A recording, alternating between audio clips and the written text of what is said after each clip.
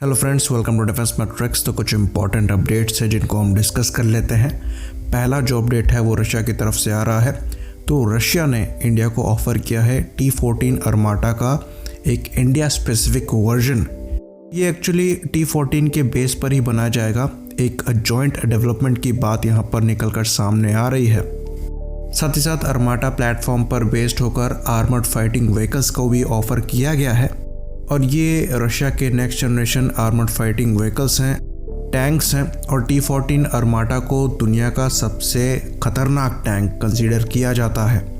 तो T-14 अरमाटा की सबसे बड़ी खासियत यह है कि जो इसका टरेट है वो क्रूलेस है और रिमोटली ऑपरेटेड है। तो अगर कॉम्बैट में टैंक को कोई भी क्षति पहुंचती है, जो क्रू है कम से कम वो आपका सुरक्षित रहेगा। साथ ही साथ ये वेस्टर्न टैंक्स के कंपैरिजन में लाइट वेट है और ज़्यादा बेहतर फायर पावर के साथ लैस है। तो ये 125 मिलीमीटर की स्मूथ बोर कैनन के साथ आता है और इसका जो एक्टिव प्रोटेक्शन सिस्टम है या फिर APS है वो दुनिया के सबसे बेहतरीन APS में से एक है। और यहाँ पर दावा ये किया जाता है कि ये APFSDS राउंड के अगेंस्ट में भी इफ़ेक्टिव है, जिसके अगेंस्ट में ज़्यादातर जो APS हैं वो अनइफेक्टिव बताए जाते हैं। साथ ही साथ टॉप अटैक मोड में भी ऐसा कहा जाता है कि इसके जो नेक्स्ट वर्जन्स हैं वो प्रोटेक्शन प्रोवाइड कराने में सक्षम होंगे, जो कि एक्चुअली एक ब्रेक थ्रू है। तो डेफिनेटली जो हमारी रिक्वायरमेंट्स हैं वो एकदम डिफरेंट है। तो इस टैंक में हैवी मॉडिफिकेशन चाहिए होंगे ताकि इंडियन आर्म फोर्सेस की जो रिक्वायरमेंट है उनको पूरा किया जा सके। तो ये जो नया टैंक है वो इंडिया को इंडिया के फ्यूचर FMBT के तौर पर ऑफर किया गया है और ये एक्चुअली काफ़ी अच्छी डेवलपमेंट है क्योंकि टैंक जो है वो काफ़ी ज़्यादा डिसेंट पहले से ही है। बाकी इस पर क्या डेवलपमेंट होती है ये आगे देखने वाली बात होगी। बाकी आगे अगली रिपोर्ट पर पढ़ें तो कुछ सैटेलाइट इमेजेस जो हैं वो निकल कर सामने आई हैं और बताया ये जा रहा है कि ये इंडिया की S4 सबमरीन है। ये बात आपको बता दें, जो S4 सबमरीन है वो एक अरिहंत क्लास की सबमरीन है और ये अरिहंत और अरिघात के कंपैरिजन में थोड़ी ज़्यादा डिस्प्लेसमेंट वाली होने वाली है। साथ में वेपन कैरिंग कैपेसिटी जो है वो इसकी दुगनी होगी।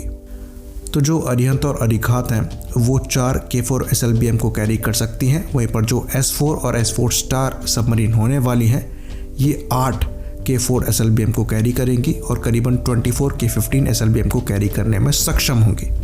तो S4 का जो लॉन्चिंग टाइम पीरियड है उसको नवंबर 2021 ही बताया जा रहा था और ये सैटेलाइट इमेज कंफर्म करती है कि इसका टाइमली लॉन्च जो है वो हुआ है। सी ट्रायल्स जो हैं वो इसके अगले साल चलेंगे और जो कमिश्निंग है वो 2023-24 तक प्लान करी गई है। तो ये 7000 रन क्लास कैटेगरी की है। बाकी S4 स्टार की बात करें तो उसका लॉन्च जो है वो भी 2022-23 में प्लान किया गया है और 2024-25 तक उसकी भी कमिश्निंग जो है वो हो जाएगी। तो अरिहंत क्लास की हम करीबन 4 सबमरीन्स जो हैं वो ऑपरेट करेंगे। ये हमारी SSBN होंगी, यानी कि बैलिस्टिक मिसाइल सबमरीन्स होंगी, जो कि बैलिस्टिक मिसाइल को कैरी करेंगी। तो अरिहंत और अरिघात के कंपैरिजन में S4 और S4 स्टार जो हैं वो दुगनी कैरिंग कैपेसिटी के साथ आएंगी। तो ये एक काफ़ी अच्छी न्यूज़ है। बाकी तीसरी इंपॉर्टेंट न्यूज़ पर आगे बढ़ें तो ये न्यूज़ निकल कर सामने आ रही है कि HAL द्वारा अगले साल ASRAAM मिसाइल जो है वो तेजस में इंटीग्रेट करी जाएगी। तो HAL तेजस जो है वो पहले से ही R-73 को फायर करने में सक्षम है। उसके बाद पाइथन 5 को भी टेस्ट किया गया। अब ASRAAM मिसाइल लगाई जाएगी जो कि क्लोज कॉम्बैट की एयर टू एयर मिसाइल है। तो जैसा कि हम जानते हैं ये जो ASRAAM मिसाइल है इसे BDL द्वारा अब इंडिया में ही बनाया जाएगा और ये पहले से ही इंडिया के जैगुआर एयरक्राफ्ट में यूज़ करी जाती हैं। तो ASRAAM के लग जाने के बाद एक और close combat air to air missile का ऑप्शन जो है वो तेजस के साथ आ जाएगा। ASRAAM काफ़ी ज़्यादा कैपेबल मिसाइल है, पाइथन 5 जितनी नहीं है लेकिन फिर भी क्लोज कॉम्बैट के लिए बहुत ही ज़्यादा कैपेबल है। तो यहाँ पर ASRAAM लग जाने के बाद एक्सपोर्ट के लिए एक अच्छा ऑप्शन जो है वो तैयार हो जाएगा, क्योंकि इसकी अच्छी खासी पॉसिबिलिटी है कि मलेशिया इजरायली इक्विपमेंट को अपने एयरक्राफ्ट में ना ले अगर ये एयरक्राफ्ट मलेशिया को एक्सपोर्ट किए जाते हैं। तो next generation close combat air to air missile में आप R-73 ऑफर नहीं कर सकते, वो थोड़ी सी कंपेरेटिवली आउटडेटेड है। ASRAAM बेटर परफॉर्मिंग मिसाइल है तो ये मलेशिया के लिए ज़्यादा बेटर ऑप्शन होगा। बाकी पाइथन 5 की बात करें तो वो दुनिया की सबसे अच्छी close combat air to air missile है, लेकिन वो इजरायली ओरिजिन की है और कई ऐसी कंट्रीज़ हैं जिन्हें इजरायली वेपन से परेशानी है। बाकी अस्त्र मार्क 1 का इंटीग्रेशन भी हम एलसी तेजस के साथ अगले साल देख सकते हैं।